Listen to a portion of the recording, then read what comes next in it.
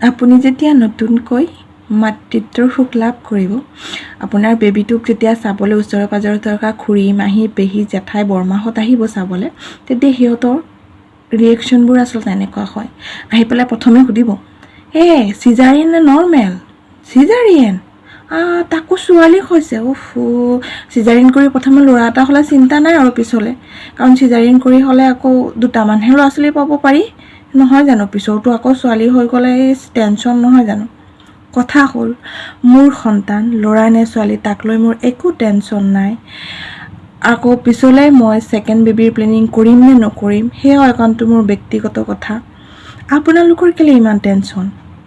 আৰু এডাল আহিব, দেখিবলৈ দেখোন ল'ৰা ক'লা মোলা হৈছে, কাৰ নিচিনা হৈছে বাৰু? ইহঁতৰ ফেমিলি দেখোন চব বগা বগা। মামাকৰ নিচিনা হৈছে আকৌ। মামাৰ ঘৰে ডাঙৰ মামা দেখিছিলোঁ নহয়, দেখা তেনেকাই প্ৰায়। সেনেকুৱা হৈছে দেখিবলৈ। আমাৰ নাতি ল'ৰাটো দেখিবলৈ কিমান ফুটফুটীয়া বগা, জন্ম হওঁতেনে একদম মানে চবেই একদম চাই আছে বুলি ইমান বগা ল'ৰাটো। কথা হ'ল, তাতে কি হ'ল? মোৰ প্ৰত্যেকজনী মাকৰ কাৰণে নিজৰ সন্তান পৃথিৱীৰ সকলোতকৈ ধুনীয়া। মোৰ বাচ্চাক বগা নে ক'লা, তাক লৈ আপোনালোকৰ টেনশ্যন কৰিবলৈ কি দৰকাৰ? মোৰতো একো টেনশ্যন নাই। চাওক, চিজাৰিন হওক নৰ্মেল হওক, দুটা ল'ৰা ছোৱালী যথেষ্ট। আৰু হ'ব পাৰে যে মই আৰু ছেকেণ্ড বেবী প্লেনিঙো নকৰোঁ, সেইটো মোৰ একান্ত ব্যক্তিগত কথা। গতিকে সেইবোৰক লৈ আপোনালোক কোন ইমান টেনশ্যন ল'বলৈ, মোক এডভাইচ দিবলৈ। আৰু এডাল আহিলে তাৰপিছত, বেবী দেখাততো ধুনীয়া হৈছে ছোৱালীজনী, দেখাত বগা, কিন্তু নাকটোহে চেপেটা হৈ গ'ল বেছি।